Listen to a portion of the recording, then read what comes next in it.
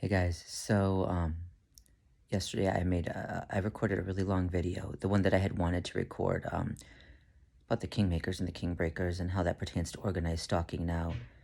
And I uploaded it. It took a long time to upload, and then when I rewatched it, I realized I had to delete it because I stuttered through the entire thing. And I kind of jumped from topic to topic. It just wasn't as coherent as it could have been, and I was so tired. I deleted the entire thing, so I'm going to have to redo that. I'm going to write out a lot of what I want to say, maybe not all of it, but that way I won't forget, what I want to say. I won't forget the points I want to make. I'm just so tired. What they're doing is they're still using sleep deprivation. So at like 3, 4 in the morning, they start pounding again and tapping and, and I have headphones that I use, but and I actually put them on before I go to sleep at night with white noise. But sometimes they'll tap quietly and then they'll do a really loud thump, just one, to kind of jostle me awake. And then they start tapping again, and I can hear that through the headphones. So, and then by that point, I'm angry, and because I know what they're trying to do, and I fucking, these vermin are everywhere. They're swarming the building like roaches and rats and termites, right? So then by that point, I'm awake. And, sleep deprivation is not a new method of torture. Governments around the world have used this to torture their victims, to wear them down, because it wears people down physically and psychologically, right? Emotionally, in every possible way. Sleep deprivation is, it is a widely used method of torture. This is known. The American government does it. The Russian government does it. In fact, we recently heard, about, what's his name? Is it Alexei Navalny? He's that guy that was nearly killed by the Russians. Sent to a hospital somewhere in Siberia. They denied that anything was wrong with him. They denied he was poisoned. He was then transferred to a hospital in Germany who found that he was poisoned, right? Well, now he's, in prison back in Russia. He shouldn't have gone back to Russia. And, he said that they're using sleep deprivation to it's psychological warfare, to wear him down. And I believe it. It's what the Stasi did also during, their war against anti-communists back in communist East Germany. It's meant to just, when someone does not get enough sleep, their defenses are low. They're going to be physically ill. They're going to be psychologically impaired, right? Emotionally, intellectually. It's physiological. It starts with a physiological reaction, response to something that's lacking that the body needs. Right. So anyway, that's what they're doing. And of course, last night it got bad. I tried to roll over and go back to sleep. I increased the volume on the white noise thing that I was listening to. And it going back to sleep didn't work because my mother was already up and she was upset. And she went to the bathroom, and then when she came back in, she started shining a flashlight in my fucking face. Why? Because she's paranoid about me. She's paranoid about her family because the prank callers, the false prophet keeps calling and telling her that her family is going to try to hurt her. So she's paranoid of me, not of the gang stalk. Well, she's upset about the gang stalking too, but so she came and shined a light in my face so I could, by that point I was about to go screaming mad. I'm so tired. I'm so fucking tired. And two, they're starting a lot of shit again. Today I went out and they had people follow me around. There was an incident at the store where I went to get a prepaid card, and they didn't give me the receipt. The woman, well, first of all, I was waiting in one line, and there was someone in front of me who was taking a long time.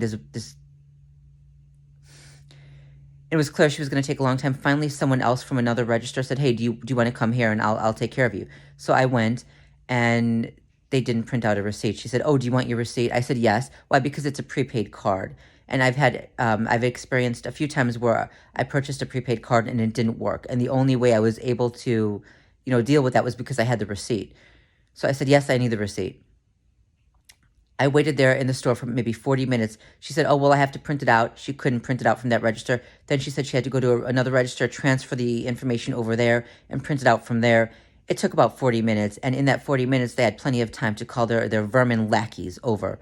And so they came around one after another with the MK, and I looked up what MK meant because, they've always come around me with clothing with the MK on it. And at first I didn't know what it meant because I wasn't really into fashion, so I didn't know it was Michael Kors, right?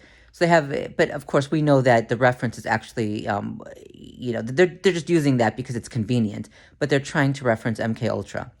So they had a ton of people come by wearing the MK, wearing red, red shoes, red mask, red this, red that, wearing, just really, a bunch coming by and speaking with Russian accents. On the way home, they had, people come by, with the Russian, talking loudly in the Russian accents. They're not even hiding it anymore. We know that there are Russians involved in this, but we also know that our own government is involved in it because they're allowing it to happen. We know when we go to the cops, they don't help us. We've got, the FBI and the CIA. Well, the FBI, they were in charge of COINTELPRO back in the day. The CIA ran MK Ultra, and the Tuskegee experiments. But the FBI, they know what this type of warfare is. Even if we could say, well, it's just Russia doing it. Well, okay, but then why would the FBI be so willing to deem as mentally ill people who come in and complain that these things are happening to them, right? People are following me. They're pounding at night so I can't get any sleep. When someone isn't here, like now we try to make it so that one of us is here at all times, but when someone isn't, they'll come in and open a window so we can find it and know that someone was here, or they'll move stuff around, or they'll do things like that. They'll have people repeat things that we said or did in private. This is typical Zerzetsung style warfare, and the FBI, our intelligence agencies know damn well what this is. So, what if someone is being hunted by a bunch of Russians? What if they pissed off, the KG? Well, it's not the KGB anymore, but the FSB, right? What if? Why is that so difficult to believe that might be happening to someone? The FBI has admitted that Russia is attacking us. Well, why not accept that maybe they're attacking individual citizens as well? Why jump right to the mental illness excuse? Why? Because our own government is involved in it. It's not just Russia. They might be working with them, and I don't know why. Maybe this is a global agenda, but our own government is involved. But anyway, so yeah, that happened. They had, they stalled for just long enough to have their filthy vermin lackeys, just swarm with, and make gestures and make comments. And, they followed me home. On the way home, I stopped, there was this open dentist office, and I stopped in because I broke a tooth. And, I brush every day, I use mouthwash, but my teeth crack and they break. But I hate going to the dentist because when I was a child, they had someone pull teeth, my two front teeth that were not loose, mind you, they were not loose. The dentist pulled the teeth without numbing it first. And, my mom, it was this, my mom couldn't go back with us. So she wasn't aware of what was happening. And when I came back out to her and she said, "Did you feel the shot?" And I said, "They didn't give me a shot." And she said, "Oh, well, that's good. You didn't even feel it." No, what I felt was them jamming the tools into my jaw and moving my teeth and pulling and yanking my teeth right out of my jaw. That's what I felt. Later, and recently, I looked this up and I looked up his name and I found out there are a lot of people who had terrible experiences with him as well. Having teeth pulled without Novocaine, having, or whatever they used to numb it, being just treated really badly. This guy was a sadist. Anyway, a few years ago, it happened again. A dentist pulled out a tooth. In this case, it was a wisdom tooth without numbing anything first. So even though I broke this tooth and I've needed to go to the dentist for a long time now. And then the pandemic happened and I figured, all right, I'm going to wait until the vaccines come out because if you're a dentist, they're right up by your face and I don't want to catch anything. Well, now I've had the vaccines, but I've been afraid to go because if I make an appointment, they're going to go there and they're going to infiltrate and they're going to, at the very least, convince them to pull something without numbing it. And that's bad enough. They can do other things too. So I walked into this place that was on the way home and I figured I would ask if they do extractions and if they take walk-ins. And the woman was nice. She said they do extractions, but there was no time they couldn't take a walk-in right now. So I left her my number and I didn't make an appointment then, but I asked her how much it was and I left her my number and she said she would call me back with the info. I'm not going to go because now this is going to give the the perpetrators enough time to get to them and to interfere with this. So in addition to everything else, the sleep deprivation and everything else, my tooth is hurting bad. It's really bad. God, it's really bad. Um, a few days ago, there was an incident where I was almost set up again. One of the housekeepers knocked on our door, and she asked me about the woman who lives right next door to us. And she asked me if the woman was still living there because she went into to clean the place, and things were packed and clothes were put away in boxes. And I said, I didn't know. I don't know. And then she said, well, will you come with me and come into the apartment and look? I said, no, no. And I'm not going to do that because the last thing I want is to be caught in someone else's apartment without permission from the person, who lives there. I'm not going to do that. That could be a setup. They've tried to set me up in the past, right? They've succeeded at setting me up in the past, right? So I didn't go. I didn't allow myself to be set up that way. But later I did go to take out the garbage, and I saw on the apartment door of another woman, she put a sign on her door that said her artwork was stolen. Now that woman I do know, and she had invited me into her apartment. Is this a different woman? She had invited me into her apartment to look at her artwork, and she was really, she was nice, and so now I'm worried that could have been a setup either by her, because I was in her apartment. She invited me, but if they can show that I was there, she could lie and say that she never invited me, or vice versa. Maybe she doesn't know anything about and I did tell her about what was happening, that I was being followed and whatnot. I told her a few months ago, but it could be someone else. Someone else could have gone in and taken something from her, and they could try to set me up and make it look like it was me, right? Because I complimented her on her artwork, how nice it was, right? So she might not know anything. She might not be involved in it, and they could be trying to set. The other people could be trying to set me up. I don't know, but I shouldn't have gone in with her anyway. I shouldn't have gone. I can't. It's hard because I can't socialize with people now because the vermin perpetrators will interfere some way. They'll either caution them about me, or they'll try to set me up, or they'll start attacking that person. So I can't even exchange friendly banter or be friendly with someone for fear of what could happen, and it's hard. It's very isolating. Anyway, there was more. I just don't remember. I'm so tired. If there's more, I'll put it in the comments section. They're not letting me sleep, folks, and it's wearing me down. Oh, one more thing too. I'm upset. So now that I was trying to get back in shape again, because I had lost a lot of weight, but I lost too much and I was restricting too much. Those of you who've been watching my videos know what was going on there. I was starving myself for too long. So I initially had gotten to the point where, I started running back and forth in the apartment, jogging back and forth. And I got to the point where I could jog for 40 minutes straight without stopping. And it was fabulous. It was wonderful. It felt so good to be fit and in shape. But then, I started starving myself, and it got to the point where I couldn't jog anymore. I was too weak.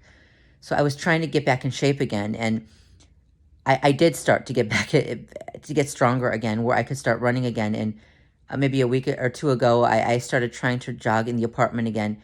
And I realized I could again, not the full 40 minutes, but I could jog again. And I finally got up to 30 minutes. And but then I tried to jog outside a few days ago, and it was harder. And I don't know why. Maybe it was because it was really windy. Maybe it was because it wasn't, the terrain wasn't even. So there were some there was it's not really steep. There's not much of an incline, but there were some. So I don't know. It was harder, and I realized when I jogged outside, I couldn't go more than 3 blocks. And today it happened again. I had to go to the store, so I jogged there. I couldn't last more than 3 blocks, and that was only a few minutes, not even that. So I'm disappointed in myself. I don't know why it is that in the apartment I can go back and forth for 40 minutes without stopping, but outside it's harder. Anyway, I've also realized that, the food issue, it's going to be very difficult. Part of the reason I started restricting again was because, when I started eating again after restricting for so long, I got really bad edema. It was, refeeding edema, possibly refeeding syndrome. So I started restricting again to get rid of that. And it's been back and forth. I had restricted so much for so long that my body couldn't handle the food again. So it was similar to refeeding syndrome. Maybe it was exactly that. My doctor said I was carrying about 30 pounds of excess water weight. And I tried to be healthy for a while, because it happened because I had binged after restricting for so long. But I had tried to eat healthy, and I hoped it would go down, and it just didn't go down quickly enough. So I started restricting heavily again, and it went down. But I realized, I was getting too weak again, so I started eating again. And the problem is, when you start eating after restricting for so long, there are cravings that go beyond anything you could ever comprehend. When I've had cravings before. I ate too much before. That's why I ended up so overweight before, right? That's why I had to lose so much weight. I lost over 150 pounds. I didn't end up 150 pounds overweight because I didn't have problems with food. Of course I did. And of course I overate. But there was never this desire to binge, to just eat so much and to not stop until after I started eating again. Once until I started restricting for so long. For over a year, I restricted, and for months I was on less than a few hundred calories a day. And then when I started eating after that, the desire to eat was insatiable, and it was almost like I couldn't stop. And the edema came back. It came back, and I was afraid this is going to be hard. This is going to be hard. And now I don't know what to do. I've actually started restricting again because the edema is back, and because anytime I actually start eating, food that is viable, that really tastes like food, the temptation is to just binge. And this is going to kill me. And I have a telehealth appointment with a nutritionist in a few days. At this point, I probably do need to be inpatient, but I can't be, inpatient anywhere, because I know that if I'm gone, my mom is not going to eat. She's not going to change her clothes. She's not going to bathe. So I have to be here. I can't just go to an inpatient clinic. Anyway, this video is getting too long. This was just an update video, and I just wanted to let you guys know where I am. I was going to make the other video, and I did, but I deleted it. And at some point, hopefully, I'm going to get that shit together and write down what I need to say for that video, about the I'm tired. I can't even talk right now, and this video now is almost 20 minutes long. I didn't mean it to be that way. I'm done. Peace.